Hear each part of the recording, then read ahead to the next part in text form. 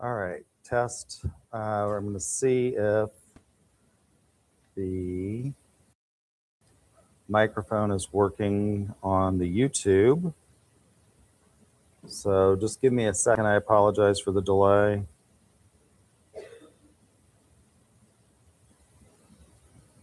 Apparently, I have been having a hard time recording in here because I didn't realize that you had to use the microphone. But they tell me that if I use, they put a wireless in here. So we're going to see if this is working, if it will come up.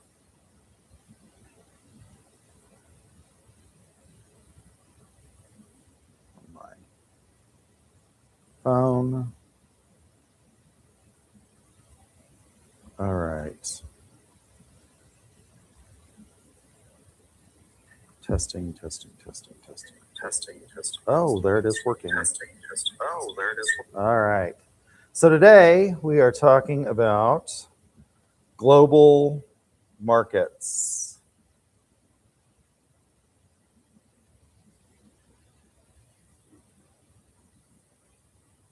And hopefully I can get the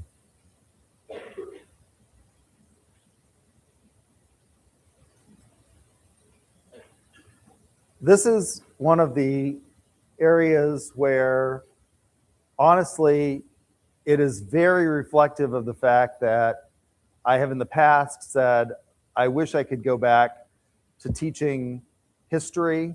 I used to teach history at one point in time, many, many years ago, because we know what happened in the war between the states, right? That's pretty well settled.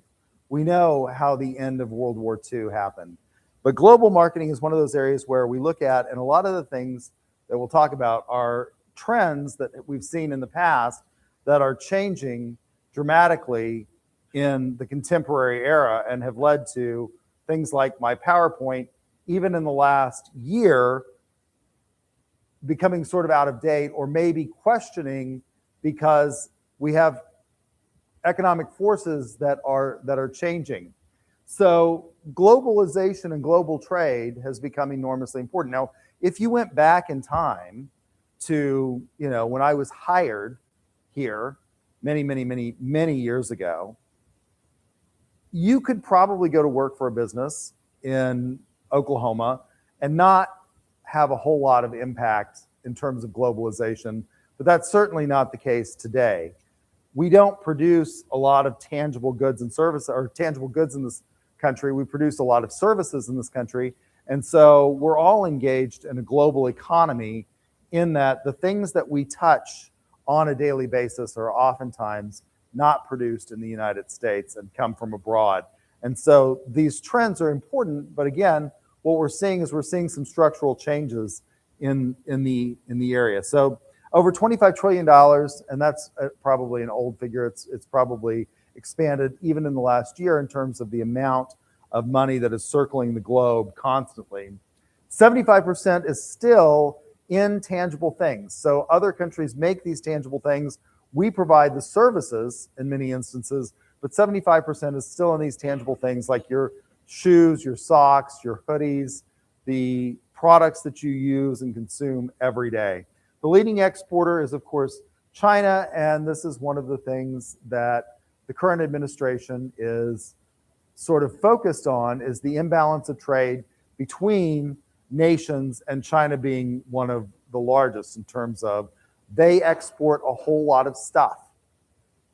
Followed by Germany and then the United States. The US is the leading importer, followed by China and then Germany. We talk about things like gross domestic product when we look at globalization. That's the monetary value of a nation's goods and services. And of course, currently the United States is the largest, but is that always going to be the case? Probably not. Why? You're shaking your head. Oh, I forgot my ducks. I guess I'll have to find something else to give you instead of ducks today. I forgot to bring my let's see if I can, I'll pass out markers today. So why do you think that we're not necessarily going to be the largest GDP in the world?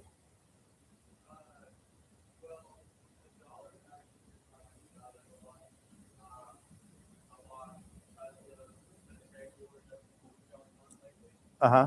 And that could change. I mean, we can't really predict the future, but with that happening and us being on like a totally debt-based system for the last 50-something years, 75 years, whatever, that Okay. We also have a population that is shifting, right? Whereas you have countries like China and India that have younger and larger populations than the United States. I mean, our population, we have the largest GDP, but our population is fairly small compared to some of these other countries. And if I can get the camera to focus in, that's going to be important factors when we think about growth of GDP. Also, one of the things that you look at when you think about the potential for growth, once you get to be so large, it's hard to grow exponentially, right? If you have a small GDP, if you're a developing nation and you start to develop, it's easy to experience large percentages of growth. Think about it, an analogy is to gaining weight or gaining muscle mass. When you first go to the gym, if you haven't been to the gym before, you will gain percentage of muscle mass fairly quickly. And then at some point, your ability to gain muscle mass levels off, doesn't it? How many of you experience this? Where you go through these, these periods where you're just not able to increase that much muscle mass, or it go up in weight. Like when you first go to the gym, seems really hard, but you start building and you can increase weight. And then you get to a point where at some point in time, you just totally level off. If you're thinking about, like, for example, the bench press, where, absent some external force being applied, like human growth hormone or something like that, your ability to add muscle mass just becomes very, very limited by a variety of physiological factors, right? So the balance of trade, if you import more than you export, you have a deficit, and if you export more than you import, you have a surplus. And one of the things that we worry about is the fact that the United States has a balance of trade deficit, right? We import a lot more than we export. Now, why is that? Because a lot of the value in our economy has switched from being tangible stuff to being services based, legal services, economic services, financial services, things like that.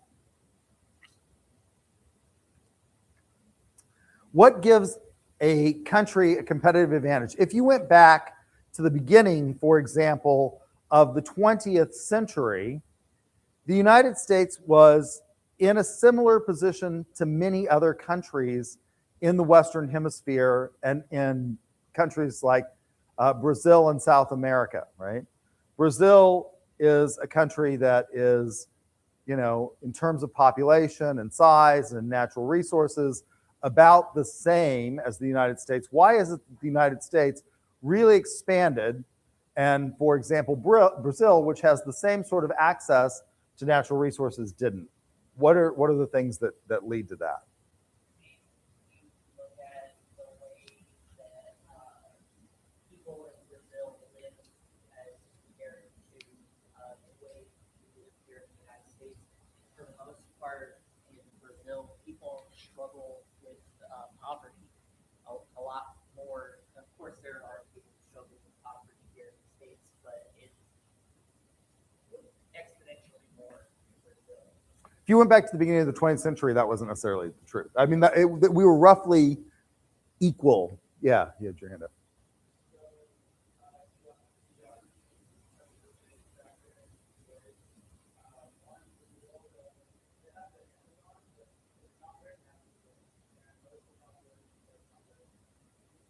Okay.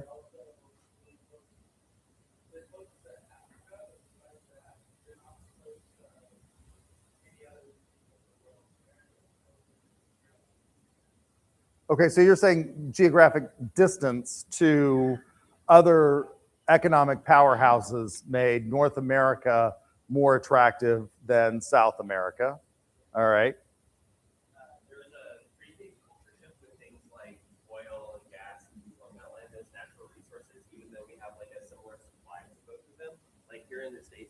had a giant boom on like, hey, let's go do drilling oil and all of those things. And so it's just a larger emphasis told early to go do those things. And it turned that resource into something that's more profitable. Okay, that's true.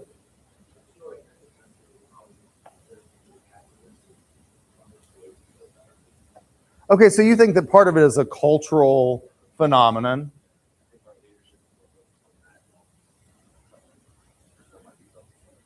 Well, compared to Western Europe, we're far more capitalistic than, but yet Western Europe has developed similarly in terms of size of GDP to proportion of population and things like that.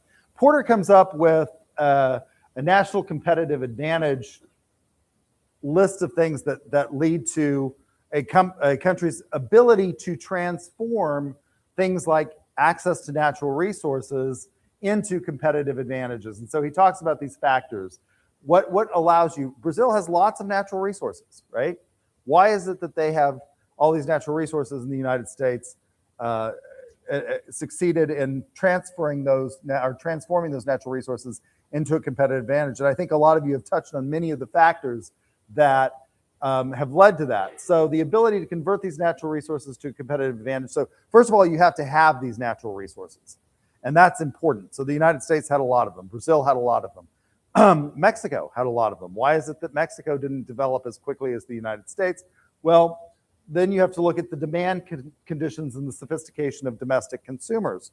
One of the things that you had as a result of sort of historic trends in the United States was a movement towards and a focus on mass education faster than other countries maybe have adopted that. And you saw this also in many Western European nations, that there was this sort of emphasis placed on learning basic educational skills at a younger age and having mandatory K-12 kinds of education. You have to have related and supporting industry. So you have synergies between suppliers and producers in order to transform these things. So the United States had sort of these synergies between, it's not just that you have these large natural resource bases, it's that you then have the ability to have other things that will transform these resources. So Brazil has a lot of natural resources. Venezuela has an enormous amount of natural resources in terms of gas and oil and things like that. But do you have synergies within other industries in the country that allow you to take advantage of that? And then you have company strategies, structures, and rivalries. Regulatory environments play a role in your ability to either maximize on that or minimize those kinds of things. One of the things, because we do have a highly competitive capitalistic marketplace, is it really spurred innovation at a critical time in our nation's development. And maybe part of that is that we had a highly individualistic outlook in the United States that you don't necessarily see in some other areas.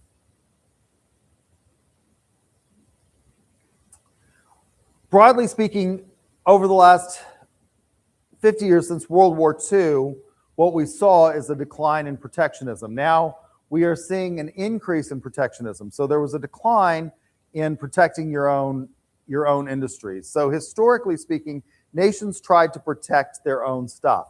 If we go back to the founding of the United States and the colonization of the United States, the colonies were viewed as in a symbiotic relationship with the mother country, in which they shipped natural resources to England, which then refined those natural resources and produced them for shipment back into the Americas. Well, after World War II, we saw this decline in that kind of protectionism and a decline in tariffs. But what we are seeing is that now nations are somewhat engaging more frequently in an increase in tariffs. Another way that you can restrict products coming into your country is through just strict quotas, saying we're only going to allow X number of units of a product into the nation. And we have seen historically, after World War II, a decline in those, and now a shift in that. So again, this is how marketing differs from when I used to teach history, in that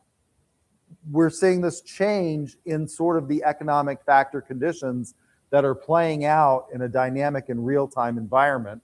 That means that a lot of the information that we put into textbooks is being called into question, and we're going to have to see what the ultimate result is of those kinds of decisions that nations are now engaging in. After World War II, we got some formal integration of a global economy with the development of the World Trade Organization, which had 135 members. It regulated 90% of global trade, sets rules and governs trade among the membership. We're now seeing some disintegration. So we also had these regional areas that had more formal integration. So for example, you had the European Union, where I remember when the European Union came into being, but you still had all of these nations with their own independent currencies. So for example, when I was a foreign exchange student in West Germany in the 1980s, I guess, or maybe early 1990s, the Germans still had their own currency, which was called the Deutschmark. The French had their own currency, which was called the franc, right? And you had all of these nations. The Italians had the lira. They joined the European Union, and then at some point in time, with the exception of the United Kingdom, which never gave up the pound sterling, they did away with their own currencies and everybody went to the euro.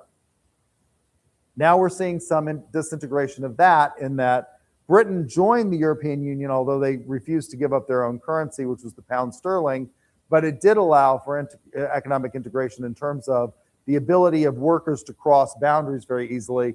And of course, we saw Brexit, which saw Great Britain leaving the European Union on a formal basis, and that had a huge impact in terms of a disintegration of these sort of formal integration processes that we had seen prior to sort of the most recent trends towards less integration. We had things like the North American Free Trade Agreement, which has now been renegotiated. It was negotiated by Bill Clinton, and it's now changed somewhat fundamentally and structurally between Mexico, Canada, and the United States. And then there was also the Asia Free Trade Agreement. So a lot of these things we're rethinking in the contemporary era, and we're having to watch it play out in real time to determine what the economic impacts are going to be. Yes.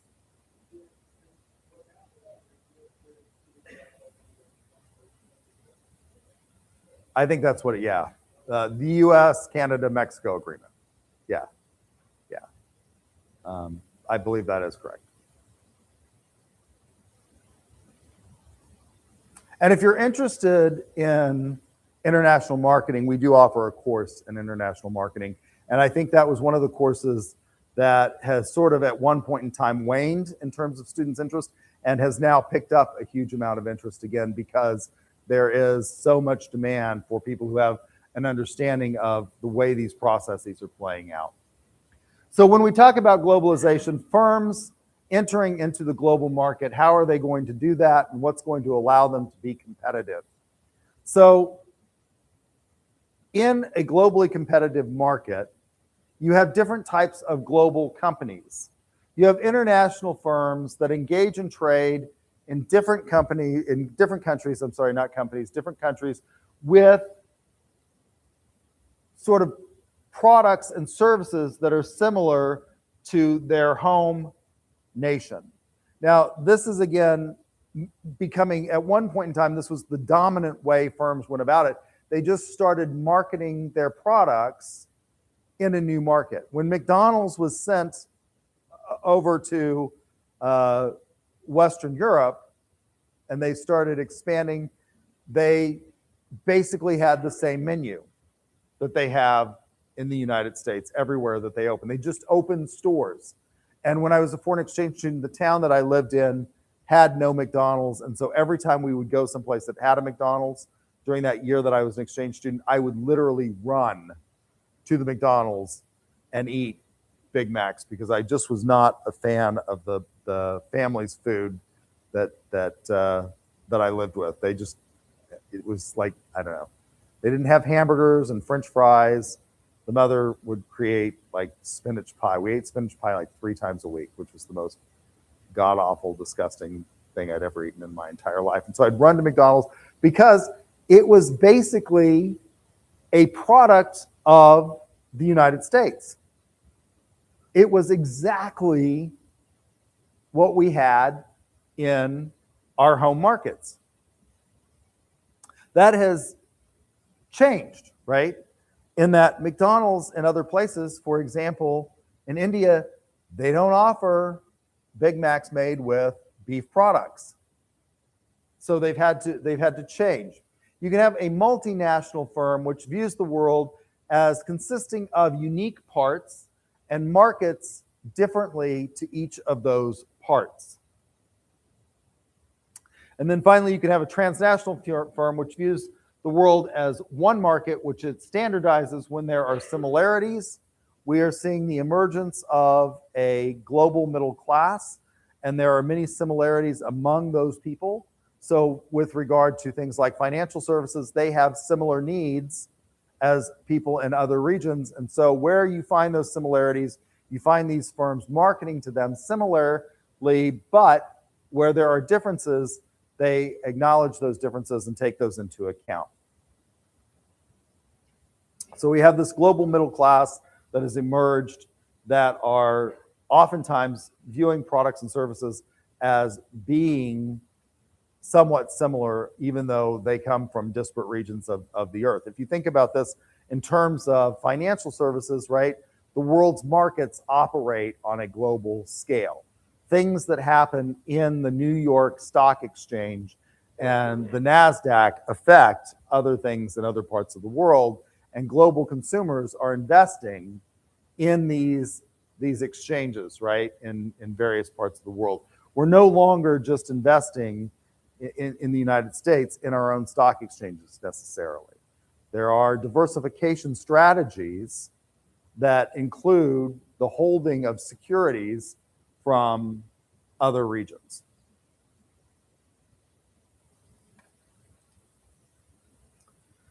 This leads to the need to have a global environmental scan from both the consumer perspective and the company perspective. So one of the things that I try to do in this class is I try to make marketing relevant to you so that you become better consumers. Because a lot of you who take this class are not necessarily going to be marketing majors. You're going to be finance majors, accounting majors, management majors, maybe MIS majors, things like that. And so how is this going to be relevant to you? Well, one of the things that we have to look at is on a global scale, so things like culture, the values that a society places on certain modes of conduct. And so again, I give you the example of McDonald's in India, where they have taken recognition of you can't just ship the Big Mac. And what is the Big Mac historically? It's been the same thing for, over 50 years, I think, since Ray Kroc, allowed them to sort of develop it in one of the test McDonald's. So McDonald's starts out, they just have sort of 3 things: hamburgers, French fries, and milkshakes. That's what the McDonald's brothers produced. Then they recognized, because Burger King entered into the market and started to become competitive, that they were going to have to change. What made Burger King different than McDonald's? Well, their hamburgers were better. They offered, not just a plain hamburger with pickles, mustard, and ketchup on it on a small bun. They were offering a larger patty with lettuce, tomato, onion, and things like that. And so McDonald's, in order to stay relevant, then they allowed their partners their franchisees to develop some stuff. And one of them came up with the Big Mac. 2 all-beef patties, special sauce, lettuce, cheese, pickles, onions on a sesame seed bun. That's what a Big Mac is, right? It's been that way forever and ever and ever. When you ship that to India, it doesn't work because they don't eat an enormous amount of beef in India, because there's a cultural difference in that, right? So it's not going to be 2 all-beef patties, special sauce, lettuce, cheese, pickles, onions on a sesame seed bun, which I still think that the Big Mac is one of the maybe best inventions of fast food of all time. So customs are going to be important. So one of the things that we look at is the normal way of doing things. In the United States, fast food is just sort of handed to you, over a counter, or you pick it up yourself. In Japan, when KFC decided that they were going to open stores in Japan, they had to, and why is this? Gotta try to get the camera to come back. It's moved. Wish I could, let's see if I can get it to follow me. There we go. They have a much different custom in terms of the way products are even just handed to individuals. And so you don't just throw the bag at somebody, they actually fold it in a specific way, and they have to hand it with both hands, which is not something that we do in the United States. So understanding these customs and normal ways of doing things, if you're a business, is going to be critical if you want to achieve success in those markets as you go into them. Symbols are extremely important. We saw this as the emergence of global classes of people traveling were coming to the United States.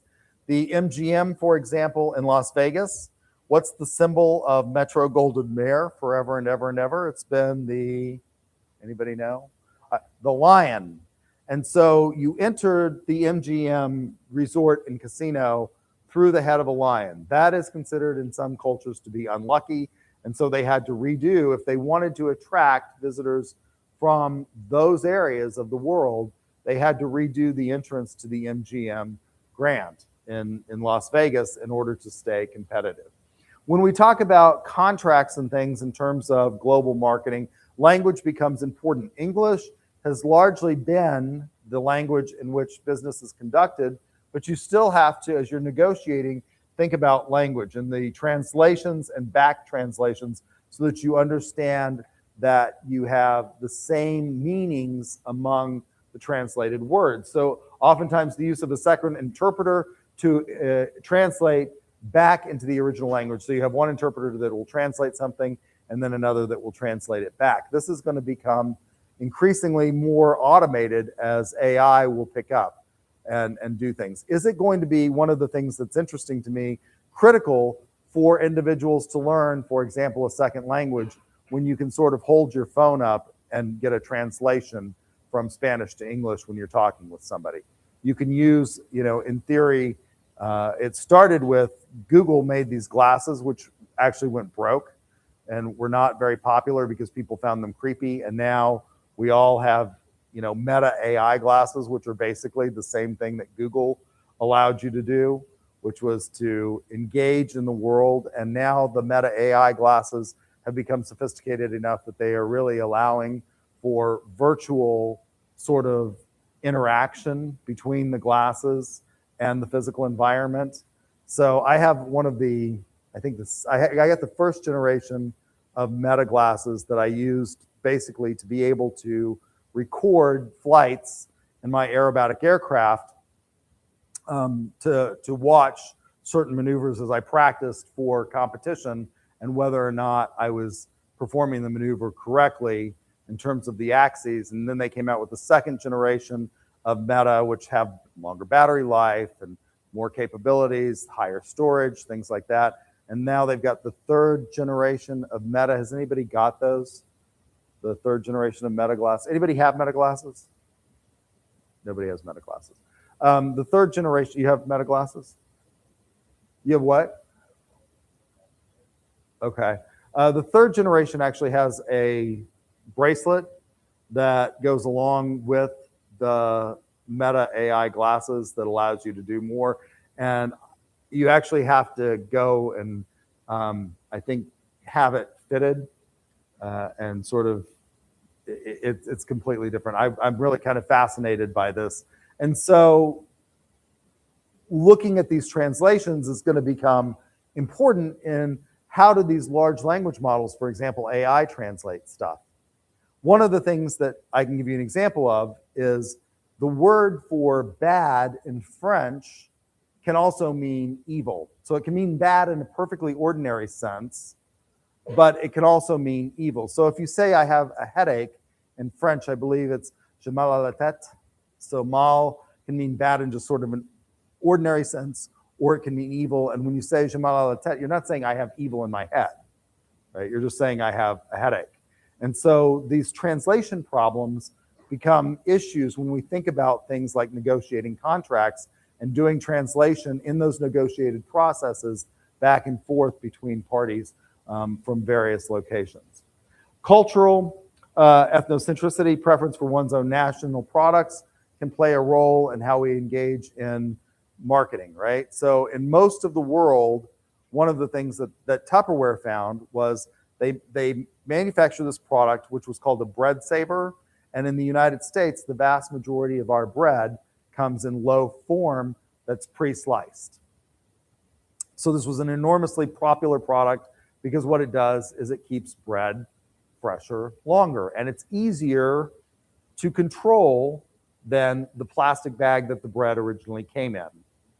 Because when you have the plastic bag, you have to get into it. And I remember as a kid, you know, you have little hands and you can't get all the air out. And then the bread gets kind of stale and people get upset with you. Well, you know, Tupperware came up with this product.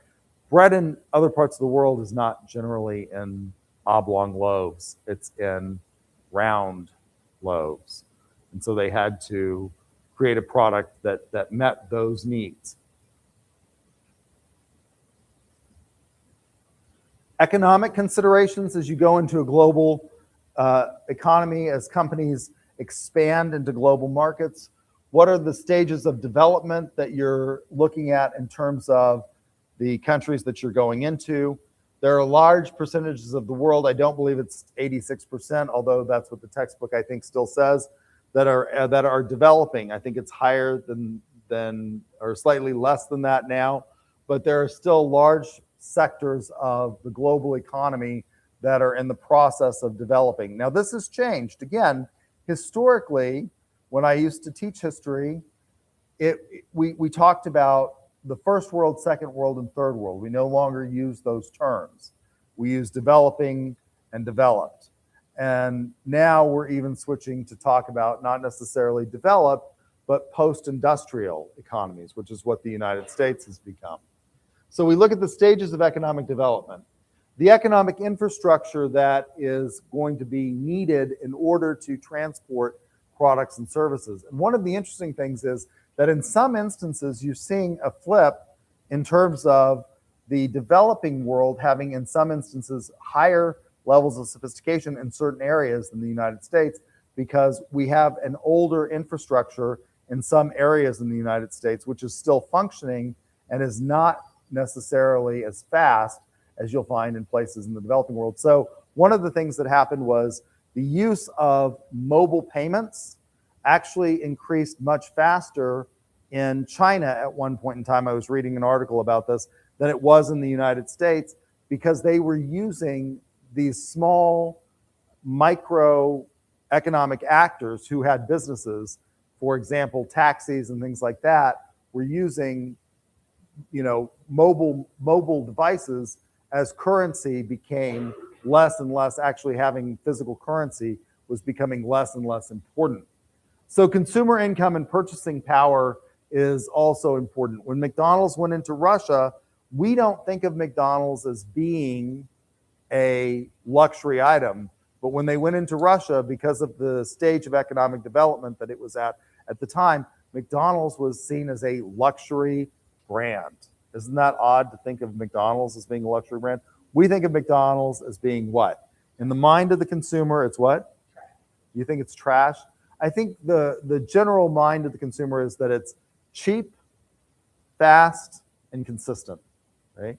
A Big Mac in New York City should taste like a Big Mac in Oklahoma City. And it does, by and large. If you've had, you know, McDonald's in New York City versus McDonald's in Oklahoma City, it tastes the same. Their French fries taste the same because of quality control that the franchisor imposes throughout their franchisee system. Exchange rates are also one of the things that you have to think about.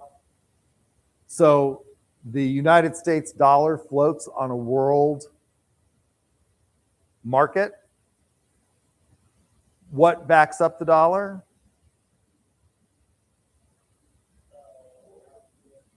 What?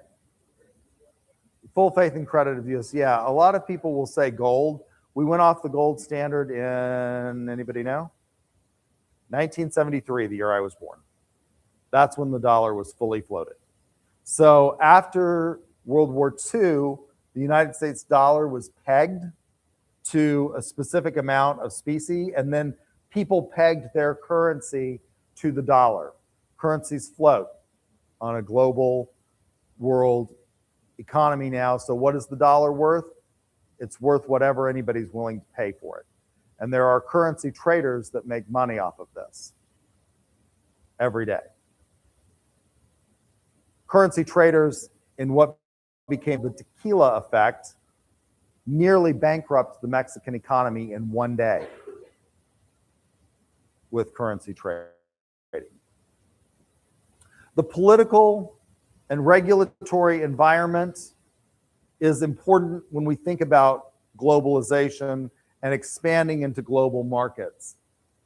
So if we think about, for example, the fall of the Soviet Union, what we saw after the fall of the Soviet Union and the embrace of capitalism was an influx of Western capital that moved into that nation in droves because it was viewed as an extremely attractive, viable economic investment.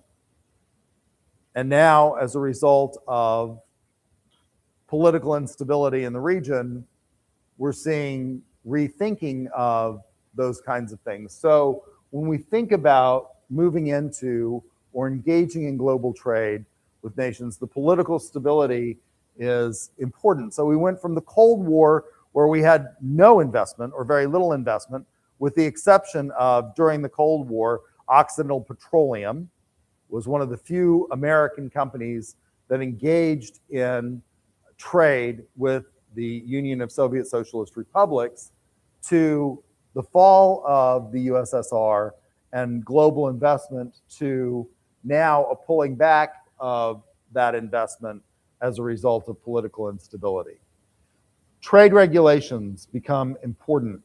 So as we enter into global markets, for example, there are prohibitions on direct-to-consumer advertising of many products that we allow in the United States.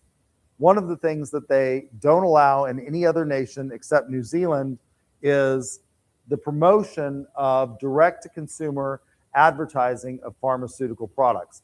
We're seeing this in the United States in a huge way in recent times with the advent and introduction of GLP-1s. And you're seeing these advertised. How many of you have seen the advertisements for Hims, right? Which is a compounding pharmacy that is offering these drugs to consumers via consultation with a physician over an electronic medium. Historically, if you wanted to get a prescription or you needed a prescription, what did you have to do? You made a appointment with your doctor, your family physician. You went to see that doctor, and then they decided which drugs you would be prescribed. In the United States, because of direct consumer advertising of pharmaceutical products, what you see patients acting as consumers going directly to their physician, or maybe not even their primary care provider anymore, but a physician that is a teledoc and getting prescribed these kinds of drugs. They don't allow for that kind of marketing in other nations. So how do you go about marketing these GLP-1s and other drugs in other countries? Well, it's in a very traditional way. Historically, when I was a kid growing up, I had a friend who was a drug rep for Pfizer. And she marketed certain drugs, and what they would do is they would go to doctors' offices and provide samples of those drugs along with literature and education about those drugs and the drug's efficacy to the physicians themselves. Now we're seeing advertising, right?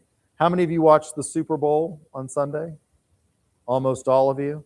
That was one of, in my opinion, at the start, worst Super Bowl games I've ever seen in my life. It was absolutely boring until literally the fourth quarter. It was great. And the other thing that's different is historically, again, when I was a kid, people looked forward. People who didn't watch football watched the Super Bowl. It's the one time a year that everybody wanted to watch the commercials because the commercials were so creative. I didn't think that any of the commercials were necessarily all that wonderful at this year's Super Bowl. And it used to be a huge thing. They didn't release the commercials in advance, right? Now, as a result of multi-platform marketing, most of those commercials you've probably seen in advance on other platforms. People literally wait for the Super Bowl to see these commercials. Yeah.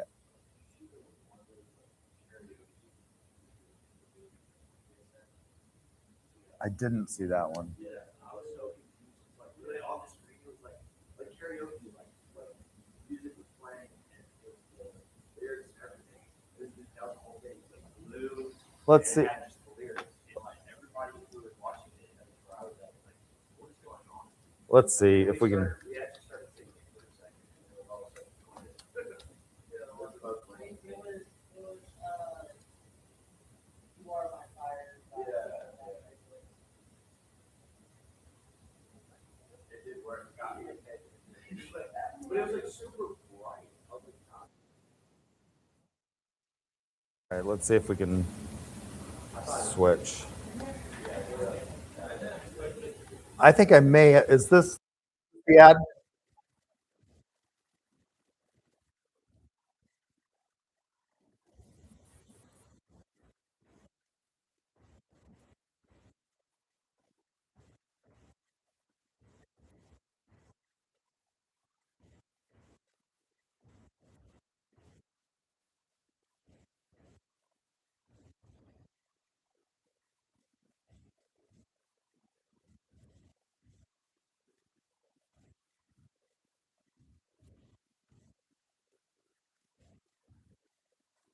I'm going to take it. Did the commercial last a whole minute?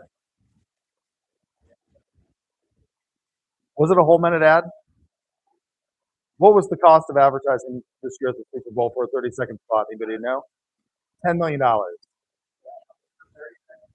30 seconds. I believe that's ridiculous.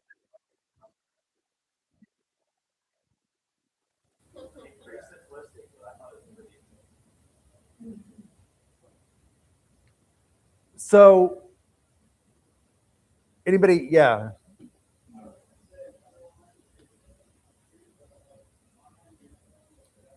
Yeah, there were a lot of DraftKings commercials. I did see those during the Super Bowl. Yeah. No, they don't, and they prohibit it. And one of the things that's interesting is I found it fascinating that we had so many commercials for DraftKings during the Super Bowl commercial when there's such a huge controversy over athletes engaging in profiting off of the gambling. Because in theory, what you could do is you'd start having, right, rigged games and things like that. So yeah, I thought that was really interesting.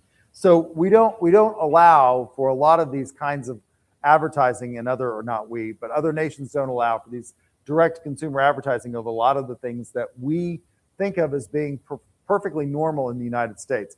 A big one and a big category that they have avoided in other nations is child marketing in Western Europe. And I think I've mentioned this before when we talked about ethics, and this is one of these examples of how a lot of the things that we talk about and the topics that we talk about in marketing are integrated. So marketing is the only fully integrated function of the firm.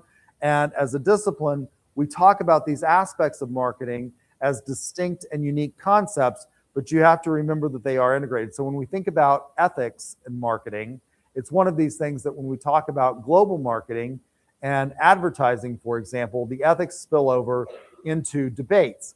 What should we allow? In the United States, because of our huge sort of embrace of absolute free speech under the First Amendment, we do not really regulate advertising in the same way that other free Western nations do. So you're not allowed to engage in a lot of direct-to-consumer marketing of children's products in other countries.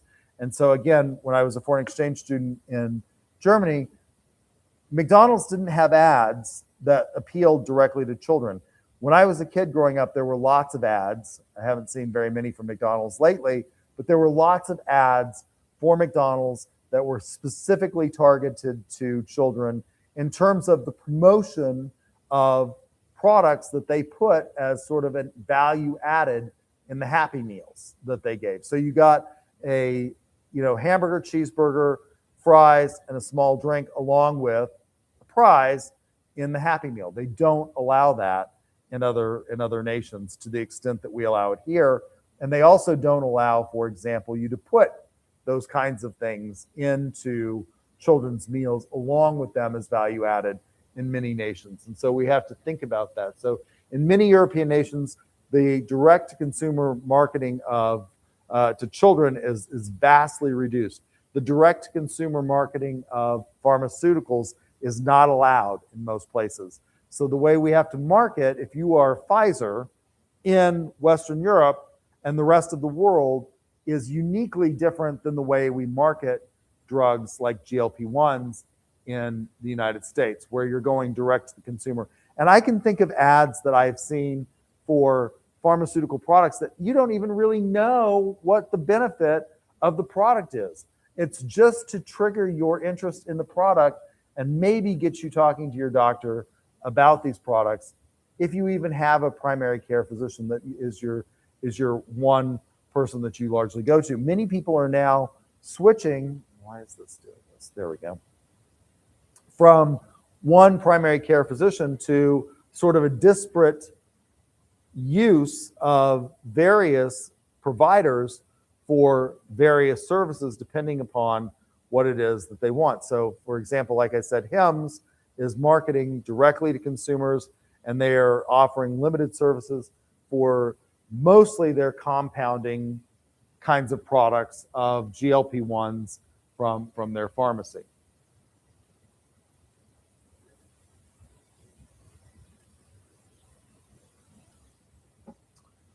So how do you engage in entry strategies if you are a company that wants to start a global marketing kind of perspective? The easiest way is to just export things. My sister-in-law's dad actually does this. He is the largest both exporter and importer of Italian wine in the United States. So he owns a vineyard in Italy, and trying to get the camera to focus, sorry. He owns a vineyard in Italy, and he also has contacts there with a large number of independent vineyards, and he markets those to the United States. So he exports from Italy. He's Italian by heritage, and I think he may have been born in Italy, but he's a United States citizen now. And he imports those into the United States and then markets those products through his distribution network that he has across the country, largely to fine dining establishments that are interested in Italian food and Italian wine. So it's the least number of changes. And if you think about that example, he's not changing the Italian wine in any way, shape, or form. He's just selling the product from Italy into the exporting it from Italy into the United States and importing it. No change in terms of the packaging, designs, things like that. And there's nothing that's going on with the product, right? So usually this is used by people who want to gain a foothold strategy in the least and requires the least amount of change.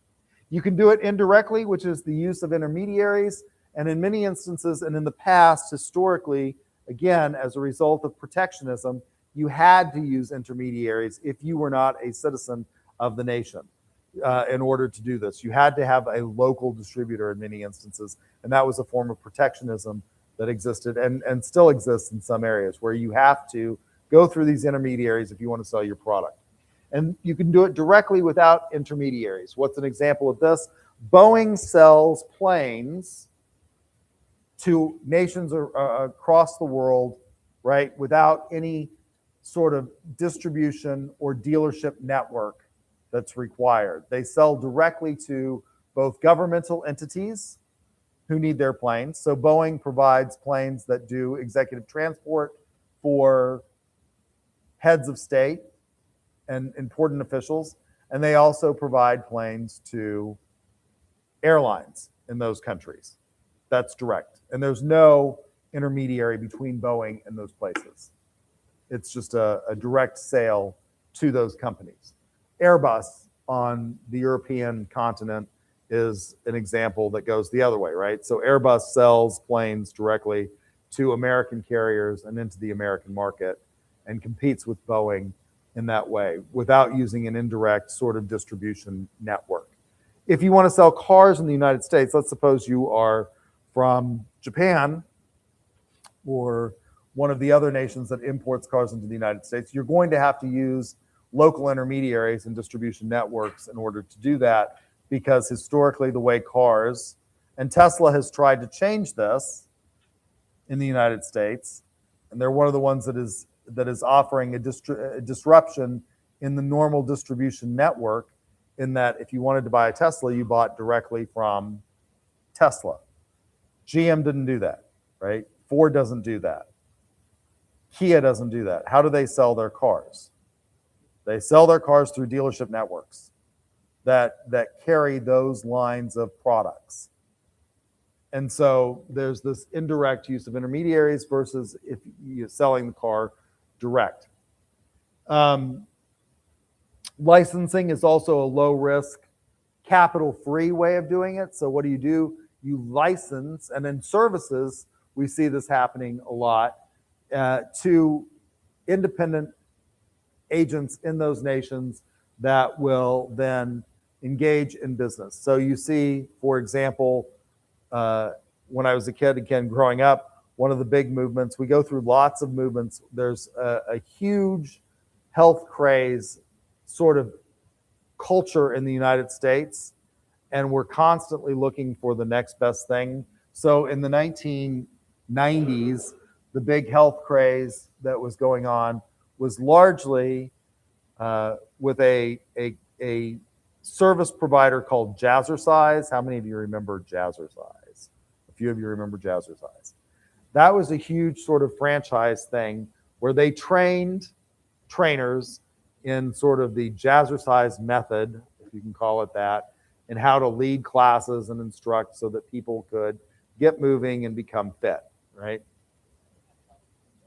Now there's Zumba, spin. Spin became a big thing, right? And Peloton, people are doing classes with the Peloton in various gyms and things like that. So these are examples of licensing. So you would license independent Jazzercise locations, for example, in Europe, that would feature Jazzercise trained instructors in how to, provide the services of wellness and physical fitness in those locations.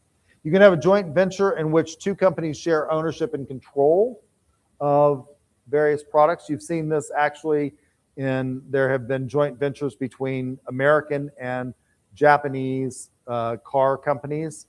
So I cannot remember if you had a Ford Ranger, there was a equivalent, I think it was a Nissan product that was, or Toyota, it was either Nissan or Toyota, that had basically, if you looked at the trims and everything, other than the badge on the steering wheel, it was the same product. My mother had a Ford Explorer, which I think was based on the Ranger, I think the Ranger chassis.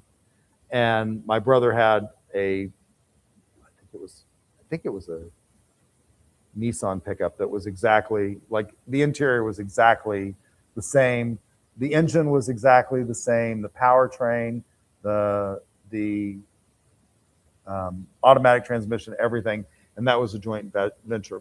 You can have the most risky form of market entry strategy is direct investment, but it has the highest potential rewards because you're not splitting the profits that you may make with those licensees or another company or a middleman.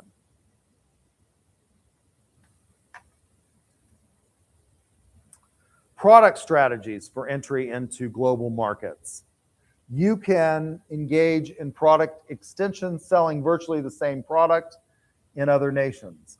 The first nation when Richard Nixon went and opened up communist China to import of American products, what was the first product we shipped to China? Coca-Cola. At one time, Coca-Cola was the world's most valuable brand.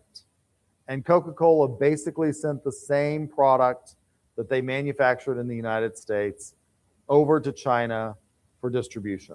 I think they changed, obviously, the script on it, but the bottle, Coca-Cola has trade, that's called trade dress.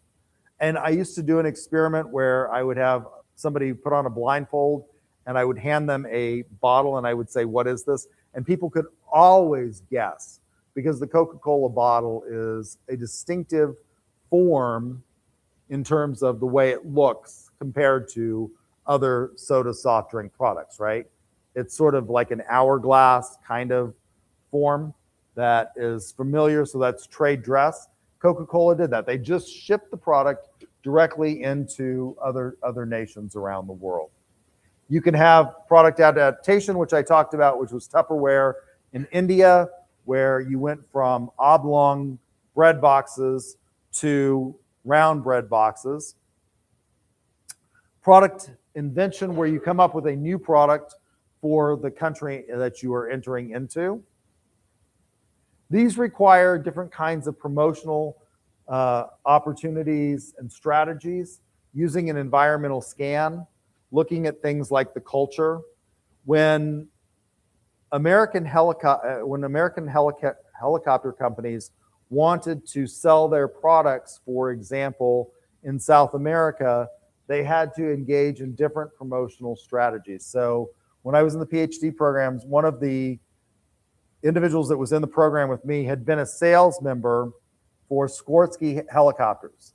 And the way they market those in the United States is for people like President Trump. I believe he had the Trump helicopter, I believe, was manufactured by them. Pretty sure. I'll have to double check. But it's manufactured for the idea of, and the promotional strategy that they used in terms of personal selling was talking about how this was going to help busy business executives on the go get to places that they needed to faster and more efficiently. And the focus was on time savings. When they started to market those products in South America, their promotional strategy failed because there isn't so much focus on the essence of time. We're enormously time compressed in the United States compared to other places where they think about time very differently than we think about time, and American businesses think about time. And so they had to come up with different promotional strategies. Distribution strategies are going to be different in many instances. And so, for example, again, when Coca-Cola was first marketed in India, how is Coca-Cola distributed in the United States? Well, you can drive around to any convenience store and you can see Coca-Cola trucks distributing large pallets of Coca-Cola products into, for example, supermarkets, convenience stores, vending machines and things like that. In India, where the roads in many instances in many smaller towns don't accommodate the use of large tractor trailer style rigs, how is the distribution strategy accomplished there? Well, it was accomplished by people on tricycles, sort of motorized trikes that would deliver small batches of the product more frequently. In the United States, what you'll have is you'll have the Coca-Cola distributor pull up. Now, this doesn't happen at Walmart, but lots of smaller stores, the Coca-Cola distribution will pull up once a week and restock those stores, or maybe twice a week. But you have, far less distribution intervals than you have in places where the distribution strategy has to be smaller as a result of challenges in the infrastructure that they may have. This happens all the time. For example, again, in Western Europe, when I was a foreign exchange student, how is the United States built in terms of our roadways. In the state of Oklahoma in particular, this is not so true if you go to the New England states. You'll find because of mountain ranges and things like that. But Oklahoma is a wonderful state in terms of flat and straight geography, right? And so everything is set out on a grid. And when Oklahoma was settled, they came up with a starting point and they planned out grids. And you can see that every mile, right, we're laid out in sort of a grid-like fashion. Every mile, you have a road, both north and south and east and west. And that grid-like structure has allowed for the use of large movement of goods very efficiently on large, broad roadways that you have in most of the western part of the United States. So we settled Oklahoma largely in this grid-like fashion where everything is a mile by a mile square. And how many acres are in a square mile? Nobody comes from a farm. 640. Right? 640 acres, mile by a mile square. And you can fly over and you can just see this patchwork of roads, right? That just look like a checkerboard on the Oklahoma landscape. So these distribution strategies have to, in many instances, be modified. Any questions about global markets? All right, well, I am finished for the day. If you are feeling cheated, you let me know, and I'll be happy to talk to you calmly and softly about marketing. On Thursday, we'll have probably a very packed class because I have to cover 2 topics in order to get you to the place where you can do the second exam, which will be next week. So next week, I'll say this now, you will have the week to complete the second exam. Any questions? Yes. Did I not put it in the Dropbox? By Thursday. I'll modify that and put it by Thursday. So if you could get that in there, that would be great. I'd appreciate it. Any other questions? If you got not ducks, but markers, come up and see. Yes. I'm sorry, what?